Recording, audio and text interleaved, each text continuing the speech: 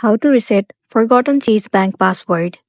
It's pretty simple and a quick process, so let's get started with the video. Start by heading over to your application Chase Bank. Make sure you are using the updated version. Once you are in your login page, enter your username. But in case if you have forgotten your password, then click on Forgot Username or Password right here.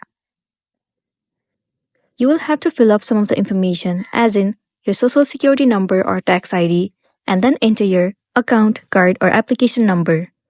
Once you have entered the correct number, tap on Continue. It will land you on the page where you will be able to change your password. Enter the new password and then re-enter the password that you want to create.